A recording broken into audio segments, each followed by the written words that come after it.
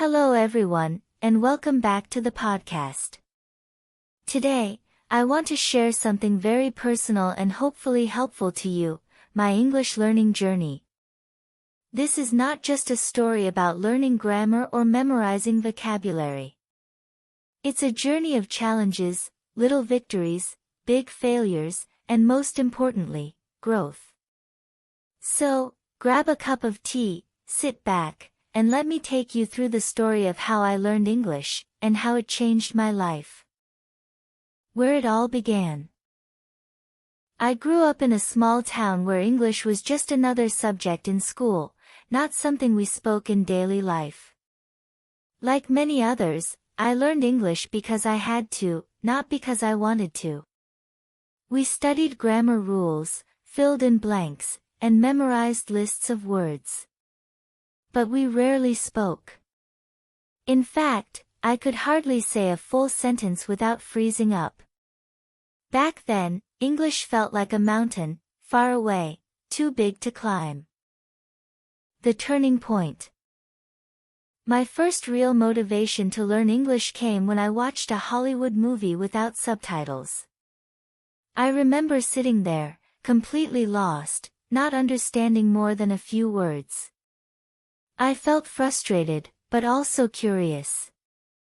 I wanted to understand the jokes, the emotions, the stories. That day, I made a small decision. I wanted to speak English, not just learn it.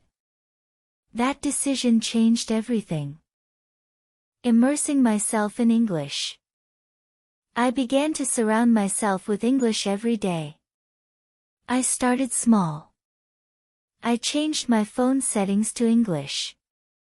I listened to English music and tried to catch a few words. I watched cartoons with subtitles. Then I moved on to shows like Friends, How I Met Your Mother, and Modern Family.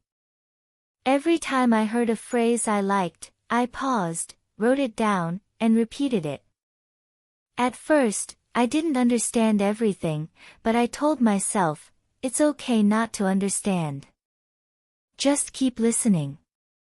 Over time, my ears got used to the rhythm, the stress, the melody of the language. I began to think in English, dream in English, even talk to myself in English when no one was around. Speaking, the scariest part. If you're like me, you probably felt terrified of speaking. What if I say it wrong? What if people laugh? What if I forget a word? I had all those fears. But I realized that the only way to speak better is to speak more. So I found a language partner online.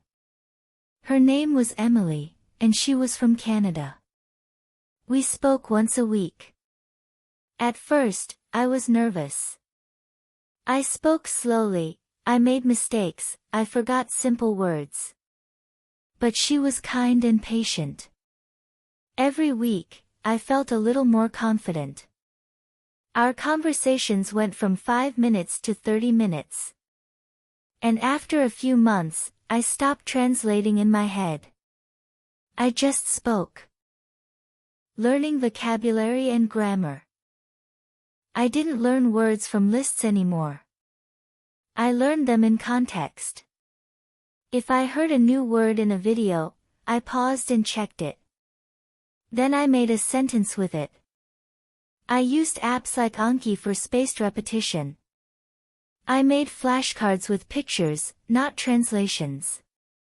This helped me remember words in a natural way.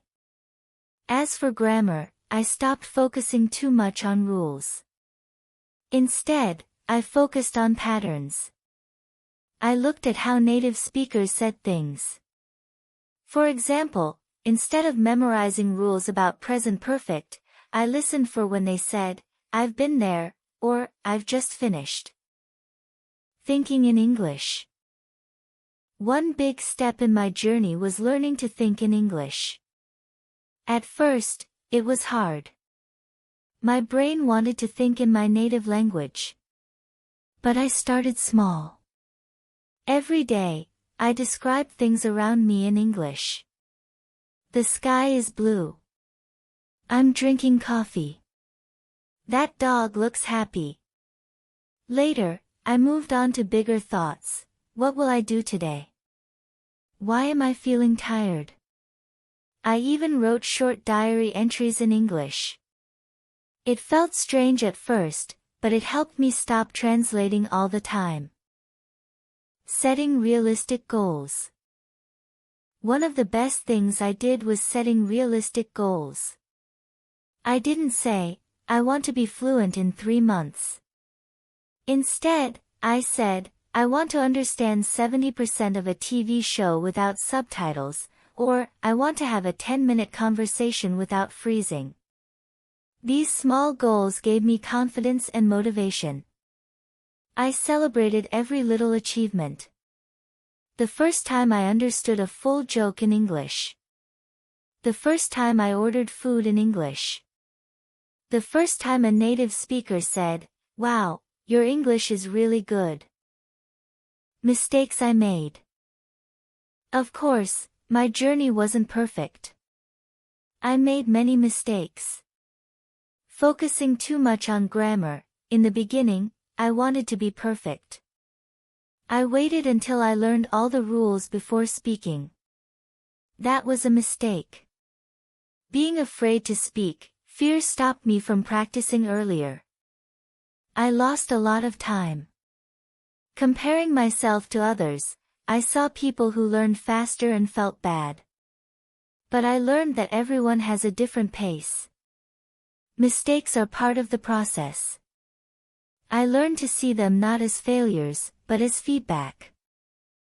How English changed my life. Learning English opened so many doors. I got access to information I never had before.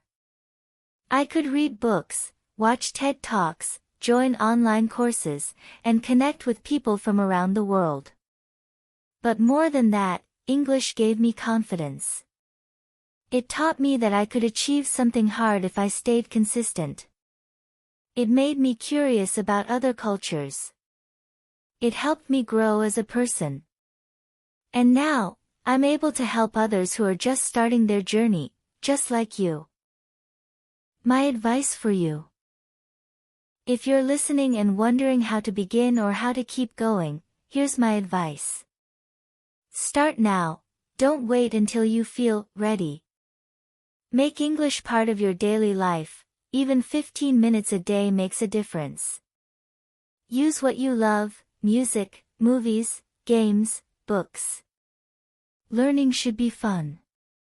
Speak, even if you're not perfect, no one is judging you. Track your progress, keep a journal, make videos, record yourself. And most importantly, believe in yourself. Final thoughts. English is not just a language, it's a key. It can open doors to new jobs, new knowledge, new friendships, and new ways of thinking. My journey is still going. I'm still learning, still making mistakes, and still growing. But I'm proud of how far I've come. And if I can do it, so can you. Thanks for listening. If this story inspired you, share it with a friend who's also learning English. And remember, your English journey is unique, and every step counts. Until next time, keep learning, keep speaking, and don't give up.